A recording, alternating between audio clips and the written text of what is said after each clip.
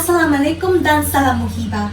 Yang berbahagia, Tuan Ali Ana Biju, Timbalan Menteri Tenaga dan Sumber Asli, Ketua-Ketua Jabatan dan Agensi, Wakil-Wakil Sektor Industri Awam dan Swasta, Badan Bukan Kerajaan, Wakil Media, Tuan-Tuan dan Puan-Puan yang dihormati sekalian, salam sejahtera. Terlebih dahulu, saya ingin merakamkan ucapan terima kasih kepada semua yang hadir pada hari ini. Sekalung penghargaan dan ucapan terima kasih juga kepada pihak penganjuran kerana sudi mengundang saya bagi menyempurnakan majlis ini. Setinggi-tinggi-tingginya saya ucapkan kepada penerima anugerah industri hijau bagi perusahaan kecil dan mikro peringkat kebangsaan tahun ini.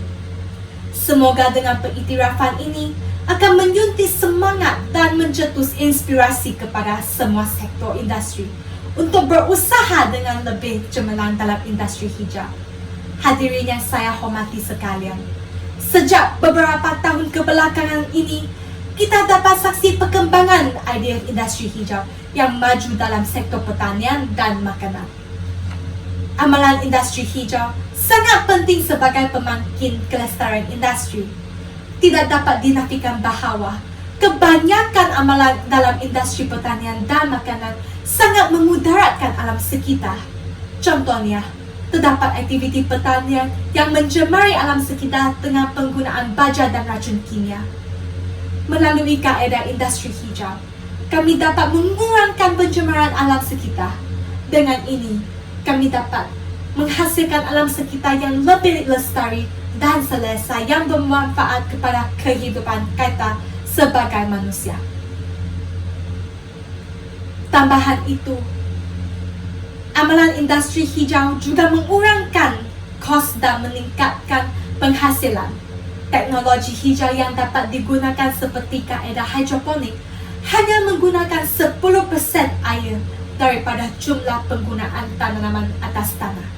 Selain itu, kaedah hidroponik juga menjimat ruangan tanah dan baja. Jelaslah bahawa amalan industri hijau sangat signifikan sebagai pemangkin kelestarian industri. Di samping itu, setiap lapisan masyarakat memainkan peranan penting dalam melaksanakan tanggungjawab masing-masing dan perlu menjayakan aktiviti menjaga dan memelihara alam sekitar. Oleh itu, bukan sahaja pihak kerajaan yang harus dipertanggungjawabkan, perusahaan kecil dan mikro juga memainkan peranan yang penting dalam melaksanakan amalan industri hijau di Malaysia. Masalah alam sekitar akibat pertanian dapat diatasi sekiranya teknologi hijau digunakan di dalam pertanian. Terutamanya, industri kecil dan mikro boleh menghasilkan baja organik daripada sisa pertanian.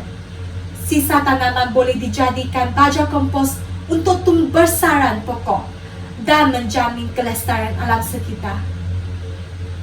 Di samping itu, industri makanan boleh menjalankan program dan tema yang berkaitan dengan industri hijau.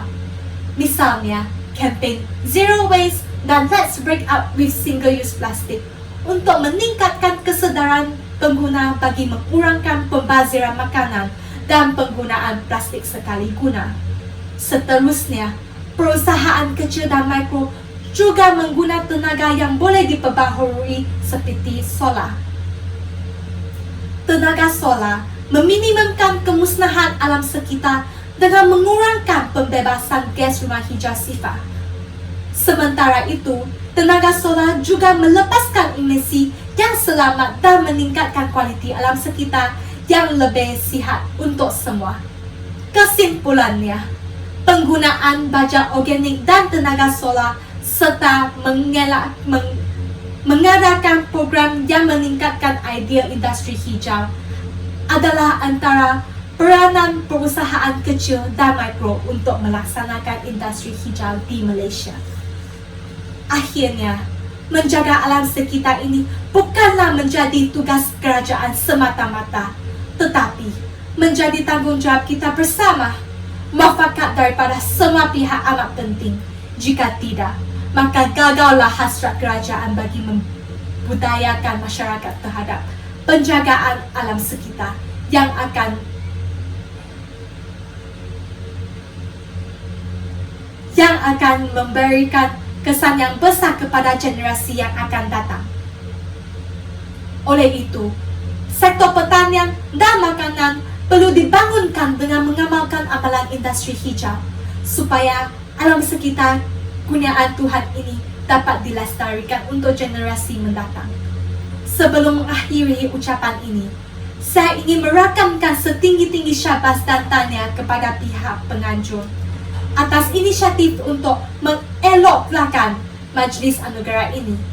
Saya berharap anugerah ini dapat diteruskan pada masa yang akan datang supaya menjadi pencetus semangat kepada masyarakat, terutamanya generasi muda. Dengan ini, saya merakamkan Majlis Anugerah Industri Hijau bagi perusahaan kecil dan mikro peringkat kebangsaan tahun 2020. Sekian, terima kasih.